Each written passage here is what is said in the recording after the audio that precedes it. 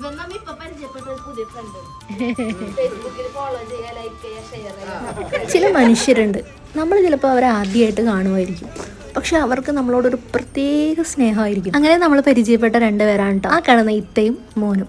ഈ നിന്ന് റംബൂട്ടാൻ പറിക്കുന്നത് ഞങ്ങളുടെ ചിറ്റപ്പനാണ് കേട്ടോ. ഞങ്ങൾ അച്ചുവിനെ കാണാൻ, ചിറ്റപ്പൻ്റെ മോളാണ് കേട്ടോ, അവളെ കാണാനായിട്ട് പോയി കഴിഞ്ഞപ്പോൾ ഞങ്ങൾ യാദൃശ്ചികമായി പരിചയപ്പെട്ടതാണ് ഈ ഇത്തയും മോനെ. ഇവർ ചിറ്റപ്പൻ്റെ തൊട്ടപ്പുറത്തെ വീട്ടുകാരാണ്. ഞങ്ങളോട് വളരെ യാദൃശ്ചികമായി അവർ പറഞ്ഞു, വീട്ടിൽ റംബൂട്ടാൻ പഴുത്ത് നിൽക്കുന്നുണ്ട്, ഫ്രീ ആണെങ്കിൽ വായോ കുറച്ച് പറിച്ചു തരാമെന്ന്. അങ്ങനെ ഞങ്ങൾ ചെന്നതാണ്. അപ്പോൾ കണ്ടപ്പോൾ ഉള്ള കാഴ്ചയാണത്. അതായത് 2-3 മരത്തിൽ ഫുള്ള് റംബൂട്ടാനാണ്. നമ്മുടെ ദക്ഷപ്പെണ്ണിനാണെന്നുണ്ടെങ്കിൽ റംബൂട്ടാൻ എന്ന് പറഞ്ഞാൽ എന്തോ ഒരു പ്രത്യേക സ്നേഹമാണ്.